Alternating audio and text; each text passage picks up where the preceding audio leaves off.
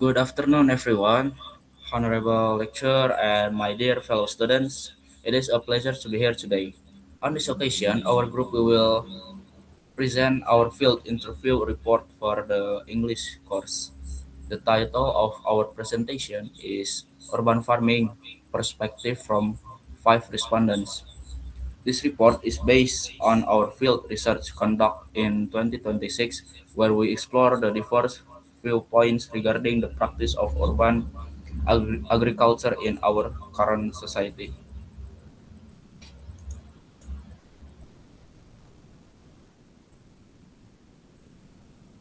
To give you an overview of our discussion, we have divided our presentation into 10 key sections. We will begin with the group member introduction, followed by the background and context of urban farming. Then we will state of our research objectives. We will introduce the profiles of our five speakers, followed by the interview questions. Then we will dive into the core analysis, starting from biophysical aspects to the socioeconomic and technical aspects. We will discuss the benefits and sustainability of this movement, followed by a detailed discussion and analysis of our findings. And finally, we will wrap up with solutions, strategies, and our conclusions.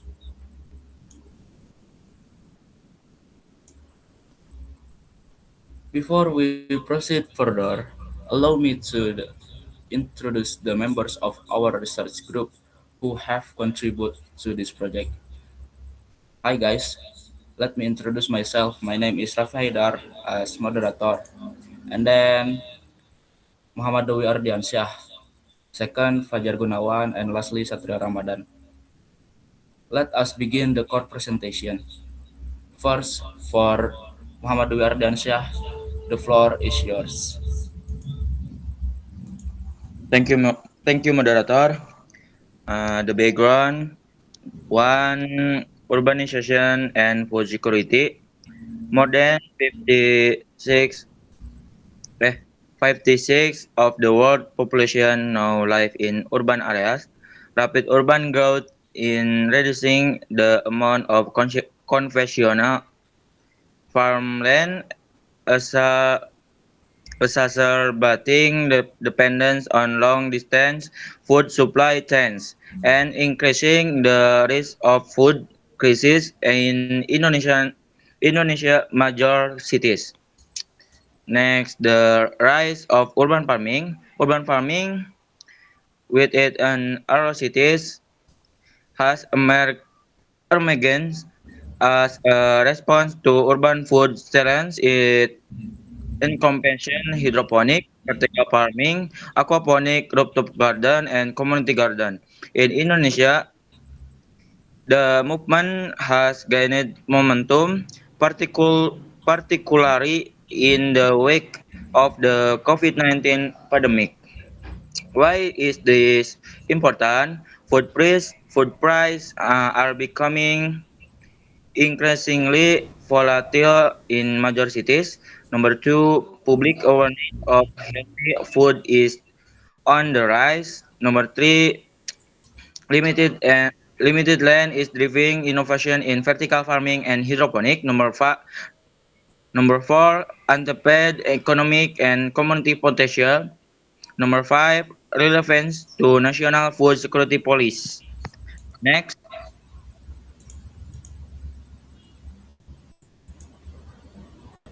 research objective. Number one, exploring the first perspective. Number two, identify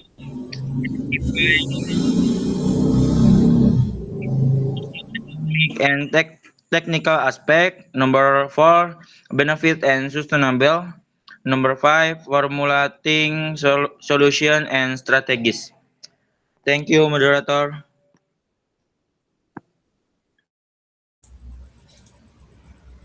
Thank you for Dwi.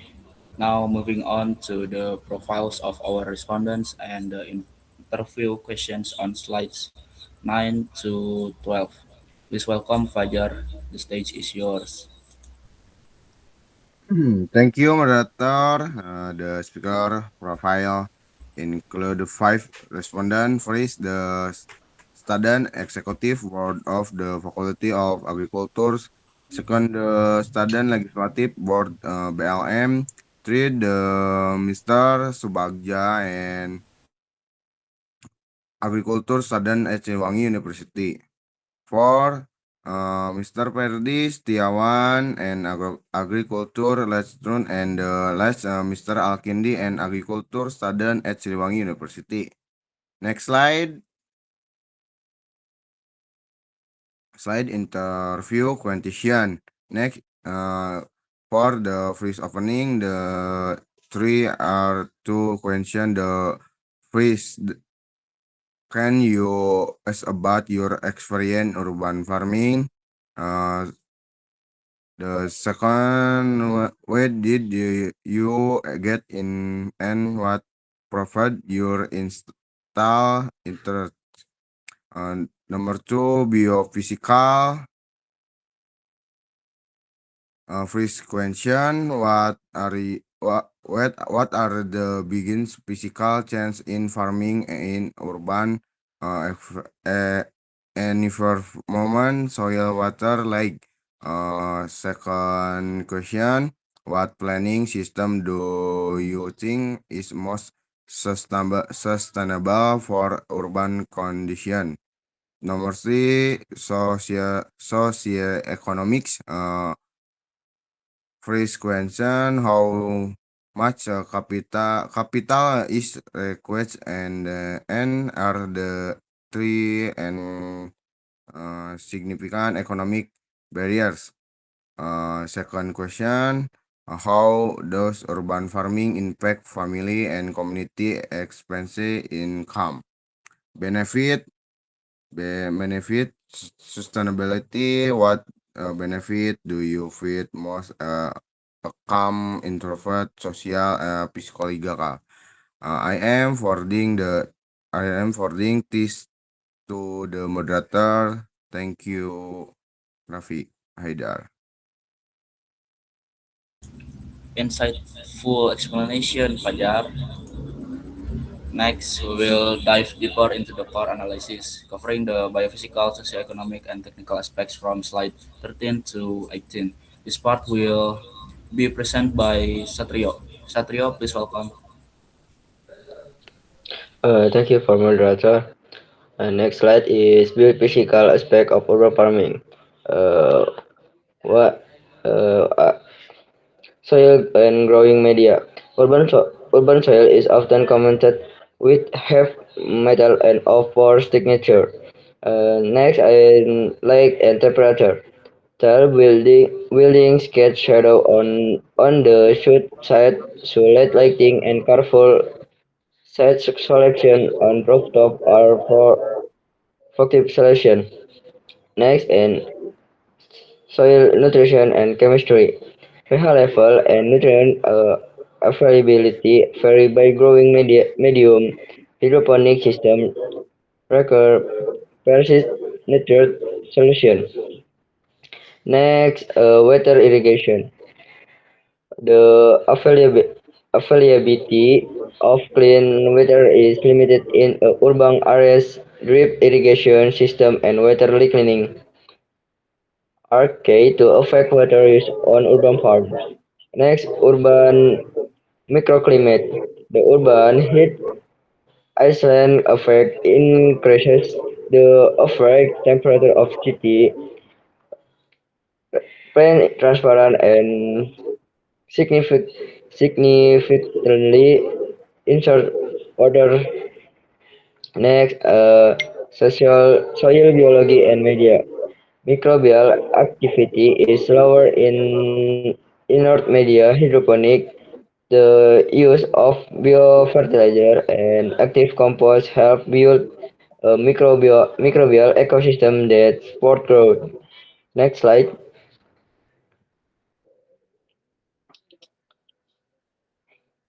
Next slide. Socioeconomic and technical aspect. Urban farming also has a socioeconomic and technical impact. From the socioeconomic side, startup costs can vary from low cost polyback to advanced smart farm farming system and how urban farming can help families save money on grow and have create additional income. Next slide. Next, benefit and sustainability. First, sustainability, access to fresh vegetable without relying on the market. This is especially valuable during times of food security.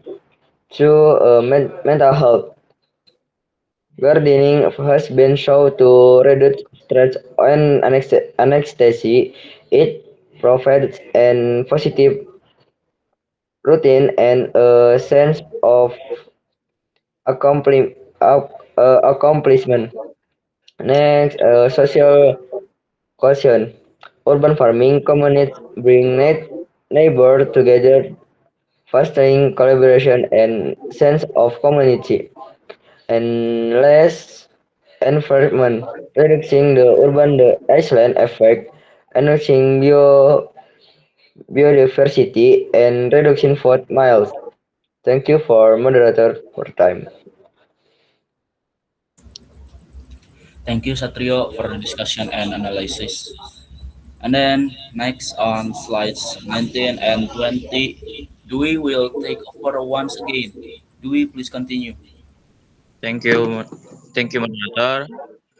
Discussion and analysis findings. BEM FP character septic or open. Strength of the argument. Extensive practical experience through understanding of the actual agriculture cycle.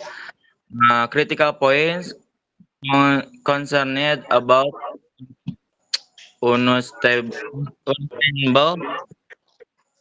trends, BLMFP, character very emphasized, strength of the argument, uh, tangible proof, valuable daily benefits proven with minimal investment, critical points, production is still on very small scale. Next, Teguh Subaja, character is critical and data, strength of the argument, a scientific approach, highlighting unsubstantiated claims, critical points, more police in intervention needed. Next, Mr. Perdi Setiawan, character community control, strength of the argument, successfully mobilize the neighbor community from scratch, critical point, sustaining decided motivation over the long term. Last, Alkindi, character optimistic technology, strength of the argument, a proven business model, rapid growing B2B market. Critical points, access to technology remains limited to the upper segment. Thank you, moderator. Thank you for Dewey. Last but not least, to explain the solution strategies and our final conclusion starting from slide 21 to the last. And this slide is solution and strategies to develop urban farming. Policies and regulations, local authorities need to integrate urban farming into their spatial planning, provide tax incentives for green roofs, and allocate funds for urban farming training. Second, education and training, neighborhood-based technical training programs, school curricula on agriculture and train and sustain community champions. Third, appropriate technology development of affordable technology, simple hydroponic system, low-cost sensors, and open-source monitoring apps accessible to everyone. Fourth, community network establishing community seed banks, urban harvest cooperatives, knowledge sharing platforms, and mentorship programs for conventional and urban farmers. Research and monitoring, longitudinal studies on socioeconomic and environmental impacts and data collection system for urban, land, and university government. Community collaboration for evidence-based pilot projects. Last, these conclusions, real potential urban farming has been shown to deliver tangible benefits from savings on grocery bills and providing mental health benefits to fostering social cohesion and creating business opportunities. This potential should not be viewed merely as a trend, but as a transformative movement. Second, a serious challenge. Sustainability, scalability, and environmental claims need to be scrutinized without a evidence-based approach, policy integration, and community support. Urban farming will remain nothing more than a hobby for a small section of the population. Third, looking ahead, the integration of technology, academic research, and municipal policy support is key. Urban farming has the potential to become a pillar of food security in Indonesia cities, but it requires a well-planned and inclusive ecosystem. These are photo of the moment interview.